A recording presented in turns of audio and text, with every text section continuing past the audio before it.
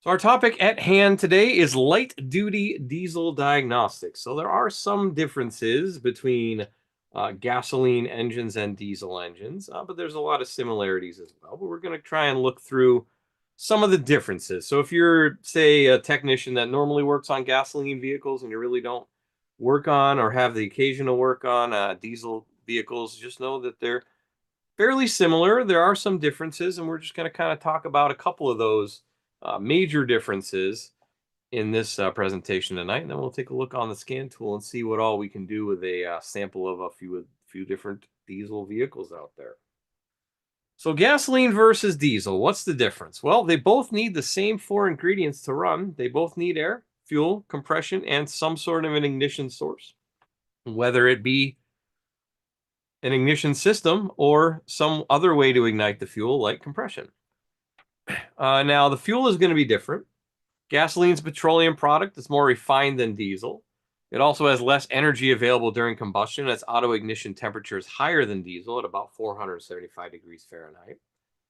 Diesel is also a petroleum product. It's not as well refined as gasoline. It has more energy available during combustion, and its auto ignition point is lower than gasoline at 410 degrees Fahrenheit, which comes into play when it comes to igniting the air fuel mixture. Compression is also different. Gasoline engines compress an air fuel mixture before igniting it with a spark, and compression in a gasoline engine is generally around 100 to 150 psi per cylinder, whereas diesel engines use the compression to compress the air charge before fuel is mixed in. So that superheated air then ignites the fuel. So we don't have spark plugs on a diesel vehicle. We just have the hot air, superheated air that is compressed at 500 psi or more per cylinder, and that's basically how that works. And it used to be if you wanted to run a diesel faster, you just add more fuel. Nowadays, they actually do have throttle plates and everything like that for the EGR systems, but um, by and large, overall, that's how it works. So combustion in the gasoline engine, as we said, it compresses, and then we have a whole combustion chamber up here where the air and fuel mixture is compressed, but only to that 100 to 150 psi average. And then, of course, the spark ignites it, and then the flame front comes down and pushes the piston down. Whereas that in the diesel engine, the actual top of the piston is the combustion chamber. So it's got cutouts in the piston, as you can see here, and this is a direct injection model where it has it spraying the atomized fuel into the top of the piston, which would then ignite due to the heat of that compressed air charge that's in there. And then it'll just push that piston down. So that's how they work. There's a couple different injection types we're going to see out there. So the first one we're going to talk about is common rail injection. So that's going to be used on the GM Duramax and Dodge 5.9 and 6.7. Uses high pressure fuel provided by a camshaft driven pump. So the pump will step up the pressure coming out of the tank.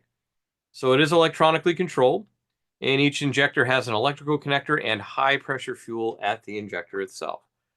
So if we see here, we have our common rail here. Like we said, it's got a common rail and an individual line going to each one of the injectors. It's going to have the high pressure fuel pump running off the camshaft. So it works very much if you've seen direct injection gasoline engine that use high pressure. It's going to be the same type of principle where it runs off the cam.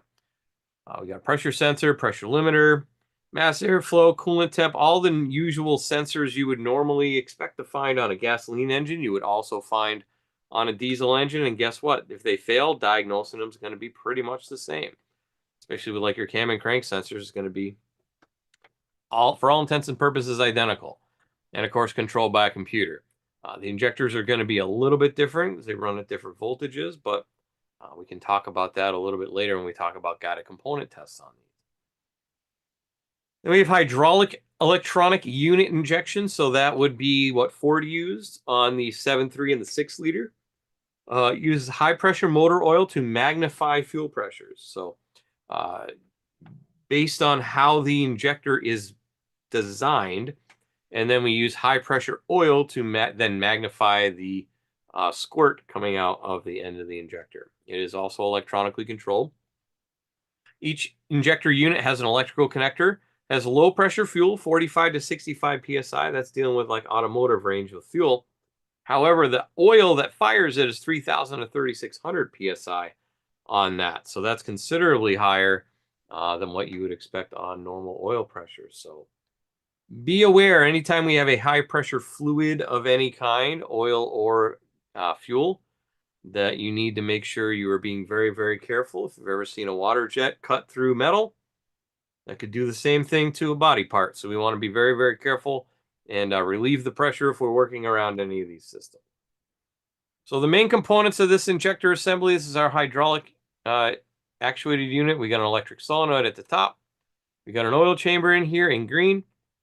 And then we have a poppet valve in yellow right there. And then we have an intensifier piston here using mechanical coupling to multiply the pressure that's coming in the top versus what's coming out the bottom. We have our fuel chamber in here down the bottom. And then, of course, our nozzle that sprays the fuel out the end. So how does it work? Well, we have an electric solenoid that will open up this poppet valve.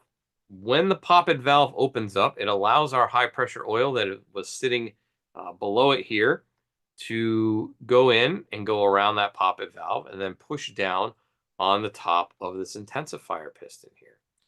As it pushes it down, due to the difference in size and area of the piston on top versus the piston on the bottom, it increases the pressure. And then that pressure pushes the fuel that comes down here, which overcomes this spring and allows that pressure, high pressure fuel to come out the nozzle. As we can see, pushes down the intensifier nozzle, increases the amount of pressure on the fuel, which then overcomes this return spring, which then sprays out the nozzle. Right? So it's going to work kind of something like that. And then Ford also uses a common rail injection system on their 6.4s and 6.7s. That is a high pressure common fuel rail, so it's high pressure fuel in this case. Very high pressure fuel in this case. It's electronically controlled. Each injector has an electrical connector, high pressure fuel, 26,000 psi, and then piezoelectric coils. So these are piezoelectric actuated injectors. So you may have seen this before if you've looked into, if you're coming from the gasoline side of things, if you've dealt with gasoline direct injection at all, it's very similar to how they use it on one of those. So we have our piezoelectric activation stack in here. We have a section for stroke amplification because those piezoelectric stacks don't move very far. Hydraulic control down here. And then at the bottom, we have fuel atomization section there. So if we look at it on its side there, we can see we got our stack. And what that does is, if you know how a knock sensor works, this works in the opposite way of a knock sensor. So a knock sensor works by when it vibrates, when motion is induced into the piezoelectric stack, because it is a piezoelectric element. When motion is introduced, it will generate a voltage.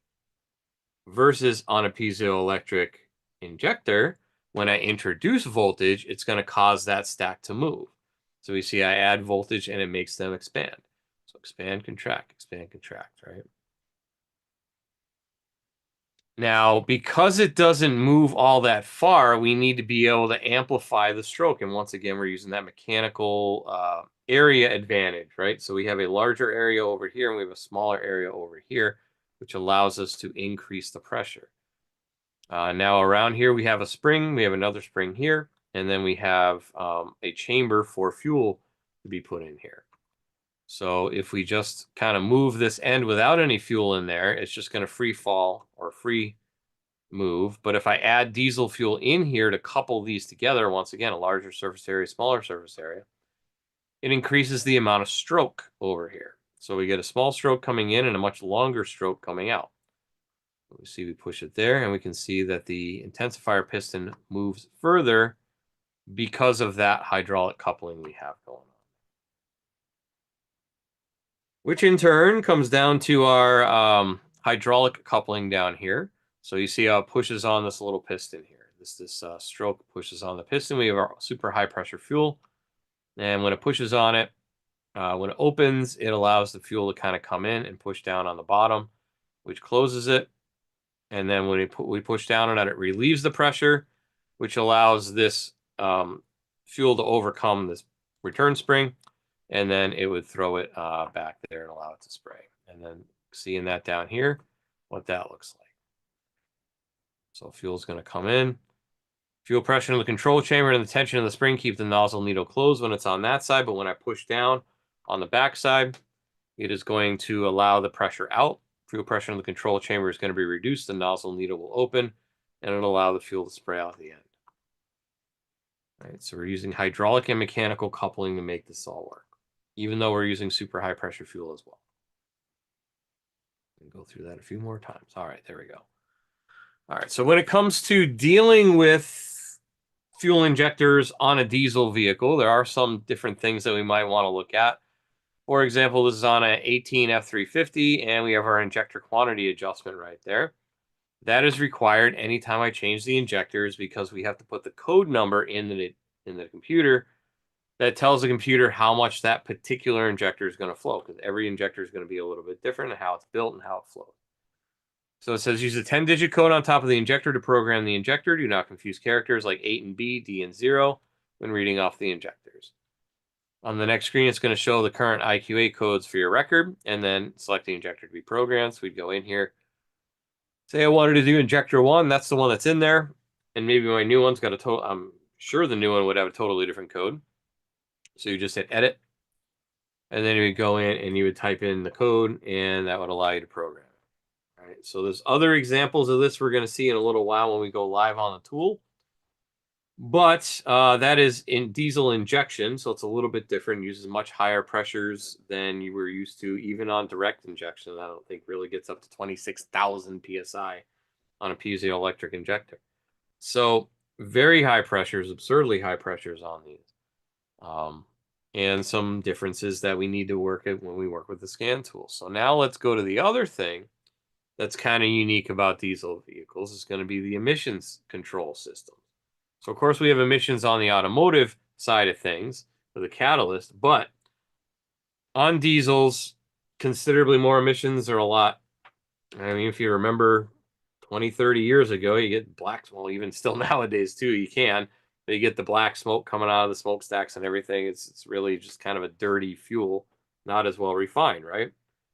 So we need to try to control some of these emissions. So soot and NOx for sure is going to be the main goals of reducing here. So we got an oxidation catalyst. We have a diesel particulate filter, or DPF. You probably heard of that. And selective catalyst reduction, which is SCR, and you may have heard of that one too. So here's an example diesel fuel emissions system. So we got EGRs as well. That's going to work pretty much the same as it does on an automotive application. So we're not really going to go into it here. We have turbochargers as well. Might possibly be a variable geometry turbo, which changes the vanes for how quickly it spools up. We got a dosing injector in here that's going to add additional fuel. We have a diesel oxidation. In this case, we have a diesel oxidation catalyst and a diesel particulate filter there. And there's a differential pressure sensor here, or a delta pressure sensor, which measures the pressure in and out of the DPF. So it knows the soot load of this DPF. And we're going to talk about how this works here in a minute. Multiple NOx sensors, multiple temperature sensors, so the computer can kind of see how things are going throughout the system. In this case, we got a NOx sensor that goes in here. We got some more temperature sensors, another NOx sensor that comes out the back. So I know how much NOx is going in to the SCR and how much is coming out. This one also has an after-treatment catalyst. In this case, we also have DEF system. So diesel exhaust fluid. So we got an injector here. We got the DEF lines and modules and tanks and heaters and coolant lines and stuff like that. So it is, in this case, it is heated by the engine cooling system, or the coolant system. So multiple different pieces of this puzzle that we need to be worried about. It's kind of a complex system. But as far as after treatment, we have the oxidation catalyst, like I said, DPF, diesel particulate filter, exhaust temp sensors, DPF back pressure sensor or delta sensor, and then a hydrocarbon dosing valve that we saw before. Now, how DPFs work is there are little elves inside that collect the soot. Not really the elves, but you can see in this case, we're going to collect the soot particles and we're going to collect them. And we're going to put them in this catalyst here, or this filter. Once it gets too much, too full, we are going to burn all that off. And when I had first heard of this, years ago, many years ago, I thought it was kind of wild if you think about it critically. So I'm collecting all the soot that would normally be coming out the tailpipe as I'm going down the road, and I'm collecting it all in one place. So instead of spreading it out the tailpipe over miles and miles and miles of area, I'm going to concentrate it all in one place in this DPF. And then when it gets full, I am going to burn that soot off and run it out the tailpipe in one place at a very high temperature. So do with that information what you will, but it seems a little interesting to me. Also, it is a every other type proposition. So we have some that are blocked off, and that's the ones that allow the exhaust to flow through. And the ones that are open allow it to collect the soot in there. So the soot gets filtered out, and then the exhaust goes out past that in the back. Now, if your customers, or maybe you, if you own a diesel vehicle as well with one of these, if you ignore the regen alerts, I guess, it will eventually clog full of soot and then derate, and then you won't be able to barely drive the thing. And usually most manufacturers, there are steps of this, so it'll be reminding you way before it gets to the point where it needs to be replaced, right? So in this case, that is clogged with soot, and that's probably going to need to be replaced in that case. But in order to get rid of this soot, we have what we call a regen or regenerate. So we have a passive regen, which is when the DPF temps are high enough to burn the soot from the DPF without needing extra fuel. So that only happens under high load situations. So if I get my exhaust hot enough, it will burn it off by itself. We also have an active regen, which can be initiated by the PCM or by a scan tool. So extra fuel in this case will be added to the exhaust to raise the DPF temperatures to approximately 1025 degrees Fahrenheit. Or we can have a parked regen, which is initiated by a dashboard switch, or it can be initiated by a functional test on a scan tool too. And that can often be used when attempts at active regens fail. So that will make it happen. Now, there can be cases where you get too far along. I think we're going to talk about it here in a minute. Where if the customer lets it go too far and the soot load gets too high, it's not going to let you regen it no matter what you do, and you're going to have to basically just replace it. And we see we have a whole lot of stuff going on in here. So we got our NOx sensor, number 1. We got a NOx sensor, number 2 over here. So that's in and out of the SCR. We have EGT, EGT, EGT, EGT. The computer wants to know what are the temperatures going throughout this because there's ranges that it needs to be at. And depending on what those ranges are, it's going to tell the computer basically how this system is running. We also have a hydrocarbon injector for the system, and then we have a DEF injector for the D. So the hydrocarbon injector is to light off the DPF. The DEF injector is to make the SCR work, and depending on how the vehicle is set up, the DPF can be in front of or behind the SCR. It just depends on the manufacturer. And then we also have a differential pressure sensor in front and rear of the DPF, so it knows here's the pressure going in, here's the pressure going out. If the pressure is too different, then we have a clog. And then, of course, DEF tank that goes to the injector as well as all the other stuff that goes along with it. So the EGT sensors need to be in strategic places, as we said. So here's the exhaust into the system, temperature 1 there, and then we have temperature 2, temperature 3. So it knows what the temperature is going in before we light it up with the air and fuel with the doser, and then it burns it, and then the temperature going in versus the temperature going out. So that's how these EGT sensors work. And all of these things could fail. There's so many different sensors on these systems. Any of these sensors could possibly fail, depending on how it's working. So the SCR system, which we've been seeing kind of in bits and pieces here, uses DEF, or diesel exhaust fluid, 1/3 urea, 2/3 water. Oftentimes it is dyed blue, which is why you may hear, like Mercedes for sure calls it AdBlue, the AdBlue system. Ford, a lot of times in Europe, just in general, you hear them call it AdBlue because it's often dyed blue. Now you can get it in those big gallon jugs or multi-gallon jugs or what have you, or if you're like the gas station down the street, for me, they got it right in a pump. So you can actually just pump it right into the truck. ECU controls the injection of this urea. 1 gallon of urea treats approximately 100 gallons of diesel fuel. This allows manufacturers to offset what happens when you put an EGR on the vehicle. So an EGR will give you about, let's say, a 2% decline in fuel economy, whereas the SCR will offset that or even increase the fuel economy. So 2% to 5% increase in economy, so I can either just negate it or actually increase the fuel economy over what I was doing before. So SCR allows a return to a normal injection timing, which restores fuel mileage back to where it would have been before. So the components of the SCR is going to be our catalyst itself, the decomposition tube, DEF injector, DEF pump tank and lines, and all the other heaters and so on. NOx sensors, which allows the computer to read the amount of oxides of nitrogen going in and out of this catalyst. And then an ammonia sensor, which is going to be important as well, as we'll see here in a minute. So here's an example of the DEF injector. It's just got a quick connect on the top. Looks like it's just a standard 2-wire fuel injector, basically, but it's injecting this urea solution instead. You can see we got a heat sink there as well. So it's going to the plumbing is going to consist of tanks, lines, pumps, coolant heater, electric heater, and a level sensor. So it may or may not have an electric heater, or it may be heated by coolant. It just depends on the manufacturer. But there's just a look at a DEF tank right there with a quick connect. The NOx sensors in the system are going to determine inlet and outlet NOx readings to see whether or not we are reducing this NOx level, which is the whole goal of the system. It can be used in open or closed loop systems. And also one of the problems with these, it can misidentify ammonia with NOx. So if I have a problem with my system, what is urea? It's got a large ammonia component to it. So if my catalyst isn't working, using all the urea, too much urea is going in, it can think, oh, I have too much NOx going on. And we're going to look at a tool we have in a little bit that'll help you with that. Because of this, some manufacturers have started implementing ammonia sensors, so NH3 is ammonia.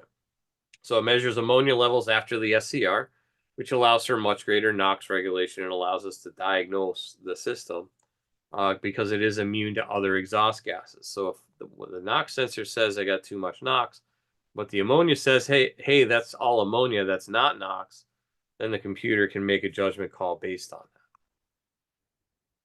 So here's our basic operation. We got our inlet NOx sensor. Goes in. In this case, we have an oxidation catalyst before the DPF.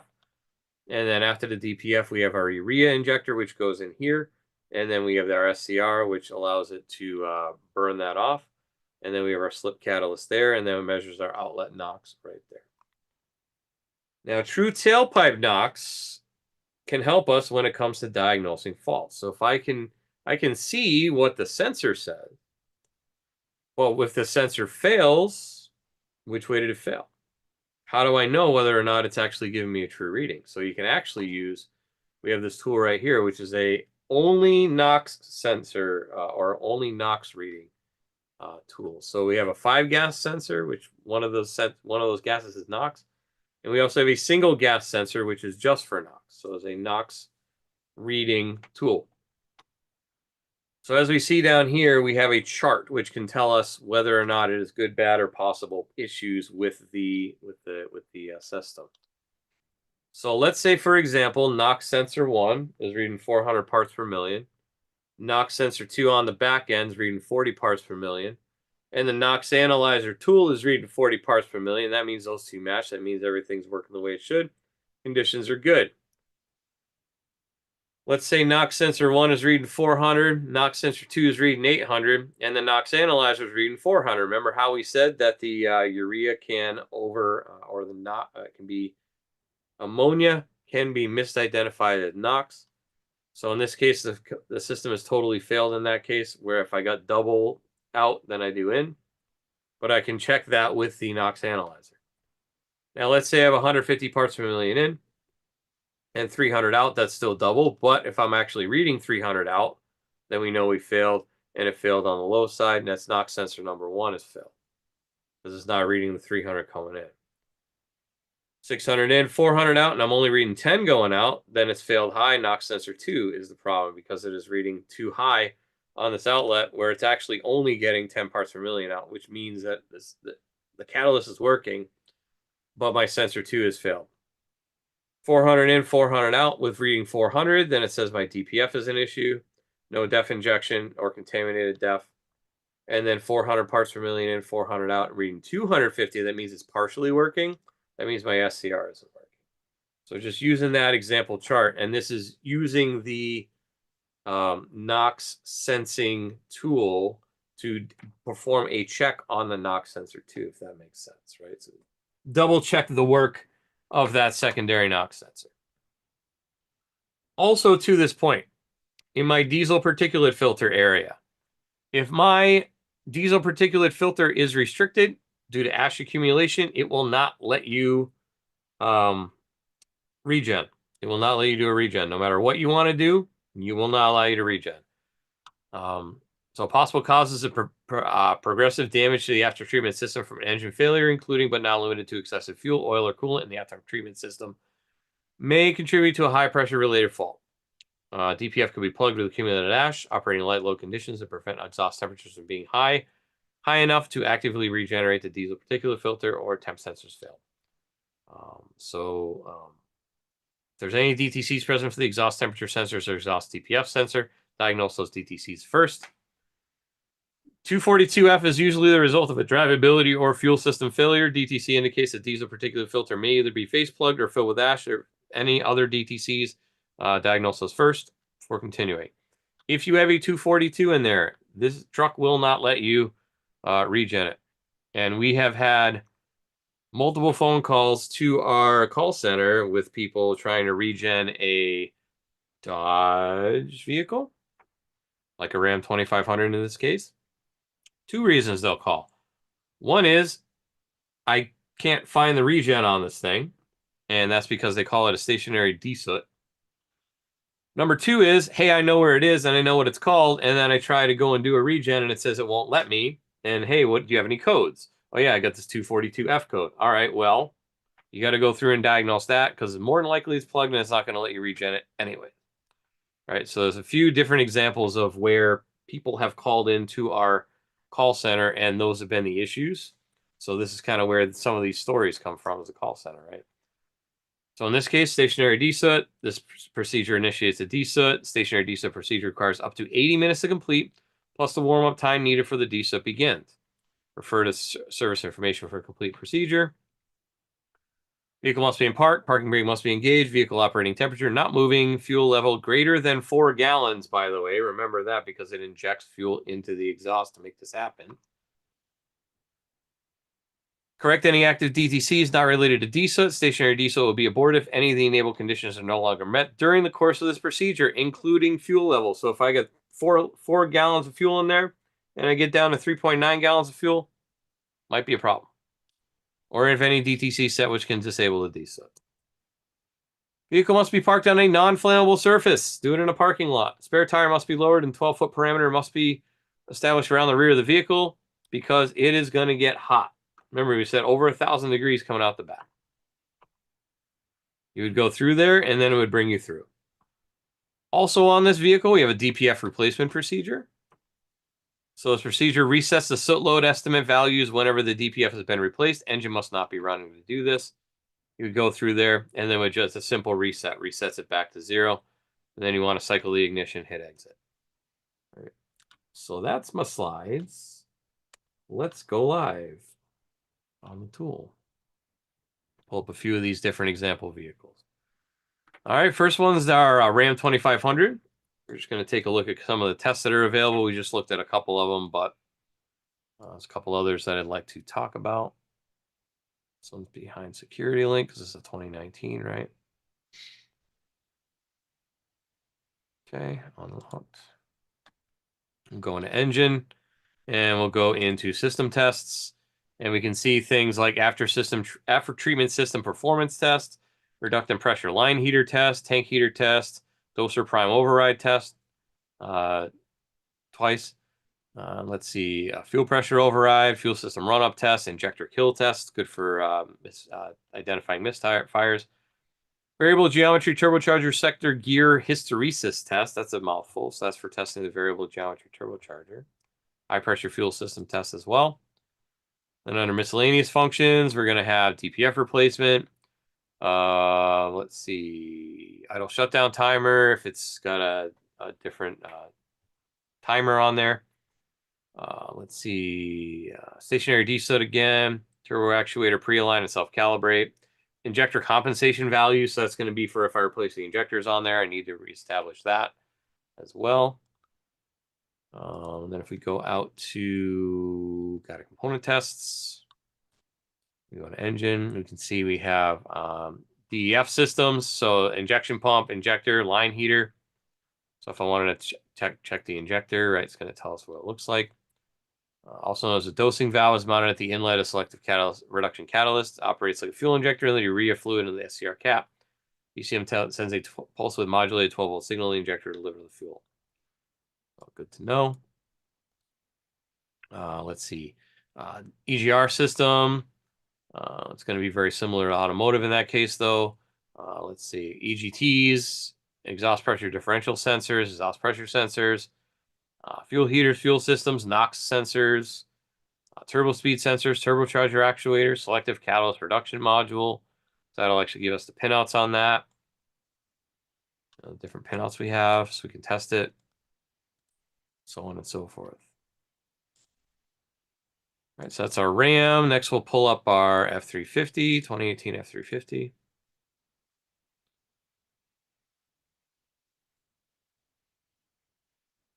Okay, so if I go in under engine, you'll see under functional tests, we're going to have special functions, and then things like DPF parameter reset, static regen, dynamic regen, injector quantity adjustment. We talked about that a little bit earlier, right? So you can go in there. You can go in and hit edit, and then you could just type in the codes, hit OK, and then program it in, and it'll be done. That's if I replace the injectors. Relative compression test, that's helpful for diagnosing misfires too, because remember, compression is what ignites it. SCR tests, system parameters, refilling, visual leak checks, emptyings, measurement tests, and so on. And then let's look at component test. So on this one, let's see, engine coolant temperature sensor, oil temperature sensors, EGR, exhaust gas temperature sensors, exhaust pressure sensors, different fuel system tests like the injectors. We can see we can do a resistance test on that one because that is the piezoelectric one. Let's see, piezoelectric actuator electrically control the injection with extreme precision. Let's see, glow plug module if you need to work on that. NOx sensor again, reductant injector, reductant pressure, reductant pump, turbocharger actuator again. So we can see all those different types of systems that we might need to work on. And then we go to our Silverado. Same deal if we come in here. We go into functional tests here. We can see we got a cylinder power balance test, so that's going to help us with the misfire as well. DPF tests like regen enable, service regen, pressure sensor reset, catalyst 2 reset, reductant system malfunction warning service bay test. Let's look at the output controls. What we got there? Transfer pump, exhaust aftertreatment fuel injector flow tests, EGR again, fuel pressure, reductant purge valve, reductant pump, system leak test, injector tests, all sorts of stuff in there. Turbocharger tests. And then if we go into component tests again, you can see in this case, diesel emissions controls. We got DEF injectors, purge solenoids, hydrocarbon injector, NOx sensor. So those are not separate. Glow plug module. Let's see, turbo vane position sensor. Take a look at that. Communicates via CAN. So that's a vane position signal, low reference, or 5-volt reference. So it's just kind of a voltage thing. Water and fuel sensor, that's important too. And then lastly, we'll look at the always popular Sprinter van, popular worldwide. Especially around here. I see a ton of them on the road all the time delivering my packages.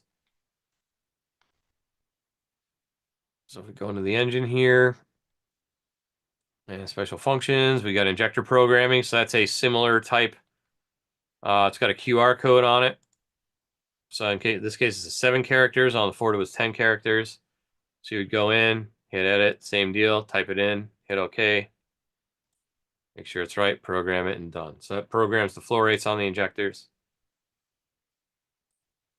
Also, they wanted me to note on here, this is another one of the things they get calls for a lot. For the SCR system, the DEF system on these, this is actually listed separately under engine-related systems and controls. And they call it AdBlue. So if you say, I can't find the AdBlue system, it is listed separately from the engine control module. So in this case, we go in here. I'll just pull this up. And special functions, we got resetting calculated levels, visual leak test, dynamic test, AdBlue return, some actuator tests as well, switchover valves, metering valves, tank heating elements, delivery pumps, module heating elements, and so on. Don't want that freezing up when it gets cold out. And of course, on Mercedes, you need to do a key cycle before you back out. And it'll make you do it. And then as far as guided component tests are concerned on this, let's see, boost pressure sensors, those are important. Charge temperature sensor, DPF differential pressure sensor. Let's see, fuel systems, so things like fuel pump, fuel quantity adjustment valve, temperature sensor, high pressure fuel pump. NOx sensor, that's important. Signature test on that, that runs over CAN. So you see CAN low and CAN high. Pressure sensors, temp sensors, upstream and downstream, water and fuel sensor again. So we have all these different sensors that we can test. All right, that's just a 2-wire thermistor in that case. All right. So that, in a nutshell, is diesel. Hopefully you can understand some of the differences that you might be seeing in between diesel vehicles versus gasoline vehicles. But don't think that's going to be exclusive for much longer. We are starting to see gasoline particulate filters on gasoline engine applications. So it works in a very similar fashion as it does on a diesel, except it just catches gasoline particulates instead of diesel particulates, right? So there are some differences, and now as we see, there are starting to be some similarities with direct injection on gasoline as well. So hopefully you got some tips and tricks on diesel, and that is for me for tonight. So let's talk about what we're going to talk about next week. Next week, we are going to talk about ADAS 2025, kind of a state of the union of what's going on with ADAS now. And this was our tee off to doing our vehicle-specific, OEM-specific ADAS training we started this quarter and we'll be doing throughout the year. So it is the year of ADAS here on this channel. So hopefully you'll tune in next week for some tips and tricks on just kind of high-level ADAS, what the state of the union is, what we need to be looking out for when it comes to working on ADAS stuff in our shop. So same time as always, every Tuesday, 6 and 9 Eastern. Go to snapon.com/OT if you want to join me on Zoom. Otherwise, the 6 p.m. Eastern class goes live to our YouTube channel, youtube.com/Snap-on Diagnostics. If you scan that QR code, it'll bring you there and subscribe you. And then 9 p.m. Eastern goes to Facebook on those. If you want to see any of the other classes in this series, we have 108 episodes for your viewing pleasure, all available on our YouTube channel. Once again, youtube.com/Snap-on Diagnostics. There's a playlist for live training, and it's anywhere from intro to ADAS through electronic power steering testing and repair and everything in between that. So check that out. They're all free. And then also, do we have your email address? If we don't have your email address, you may be missing out on things like Tech Focus articles, SureTrack blogs, quick tips, new product releases. My schedule goes out periodically as well, so you know what I'm going to be talking about on these Tuesday night classes. So if you're not getting our emails, and it's not like we spam you 5 times a week, it's usually just once or twice a month. Just go to that customer email sign up QR code with your phone, and then hop on there, give us your email address, and you should be start receiving those emails. All right, let's look at Q&A, but before I do, I want to make sure I mention my buddy Keith. So if you do have a question on Zoom, just make sure you find that Q&A button, type it in. I do want to mention my buddy Keith, though, before I get to that, about new product training, because he does scan tool specific training. So every Wednesday is on Zeus Plus, Thursday is on Triton and Apollo tools, And he goes from everything from soup to nuts, setup functions, Snap-on Cloud, security link. It's going to walk you through everything from beginning to end, start to finish on fast track intelligent diagnostics and our workflow and how that helps you fix cars easier and faster and more accurately. So he's going to walk you through all that. That's about an hour. Then he takes about a 5-minute break, and then he goes through everything on the guided component test, scope, multimeter, all the different meters and scopes within the tool. So definitely worth your time. Go to snapon.com/OT to sign up for that. That is 7:30 Eastern on Wednesday or Thursday, depending on what kind of tool you're looking for. All right, let's get the questions. Looks like I got one on the Zoom. Let's see. Jay says, thanks for the info, and that chart for the Knox is helpful. Keep that in mind. Thank you very much. I'm glad that was helpful for you. Yeah, you can definitely do a screen grab of that later on YouTube or something like that if you wanted to have that for future reference. Always a good thing. And then as far as YouTube's a little quiet tonight, and it looks like we got Nick from the UK, as always, checking in, saying hi. Go get some sleep, Nick. It's been a long day, I'm sure. Been a long day for me. So with that, that's our questions for the night. So I'd like to thank you. Thank you for taking a little bit of time out of your busy day to spend a little bit of time with me. Hopefully you picked up a couple little tips and little nuggets on diesel systems. Hopefully you'll join me next week for ADOS 2025. And with that, enjoy the rest of your night. Enjoy the rest of your week. Enjoy your weekend. Have a nice night and take care.